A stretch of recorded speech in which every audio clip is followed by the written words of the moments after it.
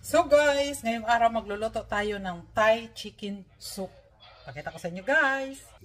So ayan guys ang aking chicken. Ayan, chicken breast. At ito yung aking tawag nito, lemongrass. Ito yung sibuyas na dahon. Ayan, at meron ding sibuyas. At yan naman ay yung Thai ingredients.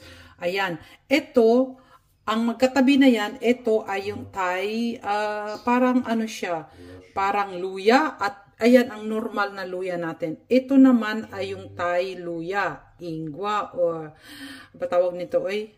So, bahala na kayo dyan. Ayan yung chili, at ito naman ay dahon ng lemon. At ito guys, tinatanggal yan yung dito sa, ito yan sa baba, sa baba, ayan. Natanggal yung sa gitna, kaya tinanggal ko na yung iba. So, lemongrass, yung Thai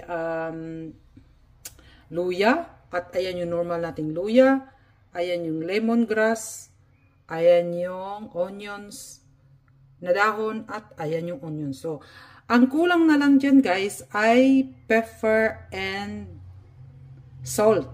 O, ayan. At yung ano nga pala, teka, wait lang, hindi ko na ipakita. So, ito guys, yung gusto kong ipakita, ano nga tawag nito eh, yung pangpaasim. Pero ilalagay ito guys, yung malapit ng hahainin.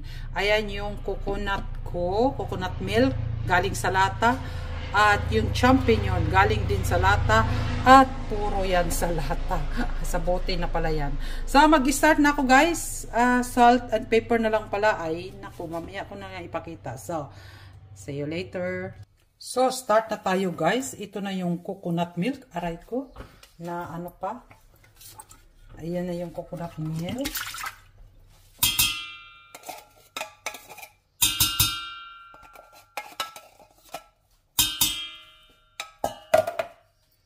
I-turn on na natin yung ating. Nakita nyo ba guys? Parang masyado namang ano yung aking. So. Ayan. So, pinaandar ko na. Pinaano ko na guys. Yung turn on ko na yung aking heat.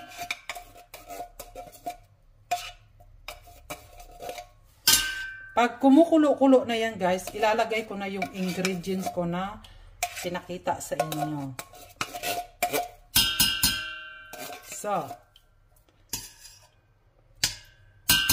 habang nagpapakulo ako nga guys, mag-ano na ako ng rice kasi with rice ang pagkain namin ito. Diba? At ako yung magluluto na ng rice. Diyan ko lang muna, hayaan ko muna siya. Pag kumulo na siya, ilagay ko na yung mga ingredients. At ako yung magluluto na ng aking rice. So, ayan na guys. Nag-melt na siya yung milk natin. At ilalagay na natin ang ating ingredients. Ito yung Thai luya. At syempre, yung luya natin. O, diba? Yung normal na luya. And then, kasi yun ang mga matitigas. Hindi, pare-pareho lang yan sila guys. Isunod ko na. O, ayan. Ito na yung lemongrass. Frozen yan. Galing sa aking garden last year. Syempre, frozen tayo dahil wala pa naman ako nag-ani ng aking lemongrass. So, ayan na. Nailagay ko na. At ilalagay na rin kaagad yung dahon ng tawag nito ng lemon. So at saka yung sibuyas isabay-sabay ko na rin. Sabay-sabay na rin. Pero ito guys, mamaya-maya ko na pag malapit ng ihaon, pati hainin pati yung chili. So maglalagay na ako ng salt and pepper. So yun na guys, para pamadali ang luto. Yun ang gagawin natin.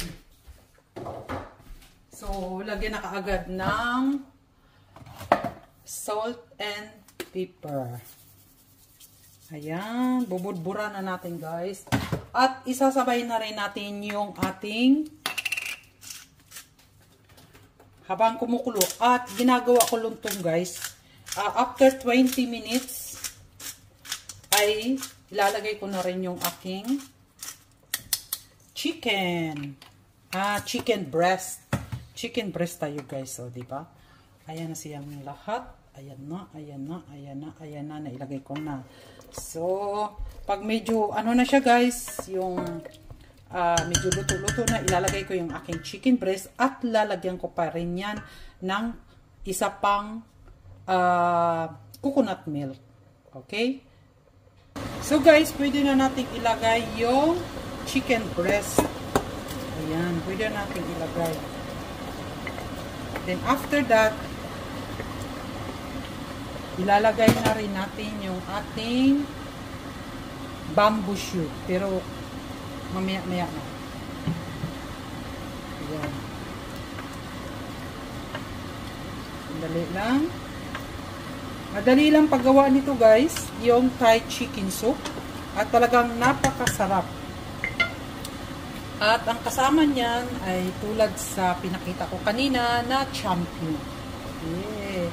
Mushrooms. Champion na mushrooms. Champignon kasi ang tawag namin dito niyan. Kaya ayan yung mushrooms ko. Sa lata lang. Isang lata lang nilagay ko dahil hindi naman masyado marami yung niluto ko. At saka marami akong bamboo shoot. Usually ang ginagamit kong bamboo shoot hindi ganitong slice. Kaso lang wala na akong makita. Wala na akong yung malalaki yung slice. Wala siya. Ito na lang pinagtsagaan ko itong maliliit. Pero okay na rin yan pag wala. Pag wala, wag na nating hanapin. Diba? Yung nandyan lang. At ang i-end ko nga pala ay yung eto. Fish sauce. Ayan ang fish sauce. Sa Thailand din to. Tiparos. Ang inaano kasi natin yung ating fish sauce ay, ang ginagamit kong fish sauce ay talagang from Thailand. Masarap kasi. Yan ang masarap. Di naman, meron din naman tayong fish sauce na masarap din sa atin, pero yan ang ginagamit ko, di ba guys? So, kung saan ang masarap, doon tayo, di ba? Ganun lang guys ang life, kung saan ang masarap, doon tayo. So, yan ang lunch namin. Masarap na nga eh. Hindi ko pa nga lahat na ilagay, ay masarap na guys. So, time na nailagay ko yung aking mushrooms. Ayan. So, isang lata lang ang nilagay ko kasi hindi naman marami niluto ko ngayon, pero marami na rin yan kasi tamang-tama lang sa lunch namin ang niluto ko, pero marami na rin to, diba? Charon, ilalagay na natin yung ating, ayan na nga, ang ating bamboo shoot. Bamboo shoot yan guys ha. So, hayaan na muna natin dyan.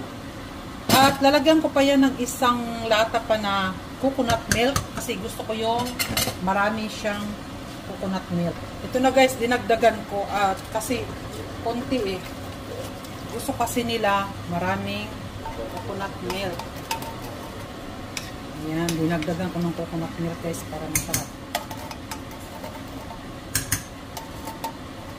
Dapat nga ang nilalagay ko dati nito apat na coconut milk. Pero sabi kong ganun, 800 grams lang naman kasi yung chicken breast.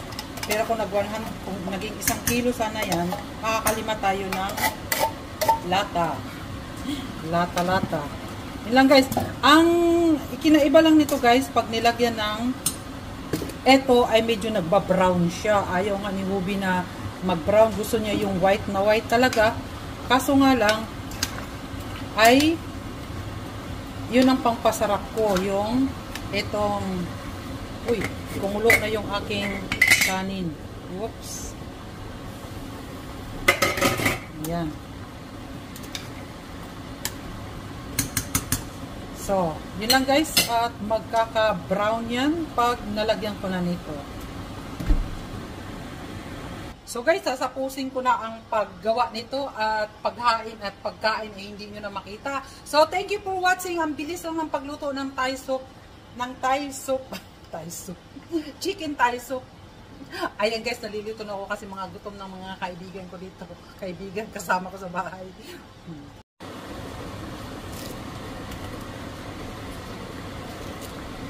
Ayan, dahil hahainin na natin. At ilalagay na natin yung mga last natin dapat ilagay. So, ayan na guys. Whoops, pwede nang kainin. Tara na kainan na.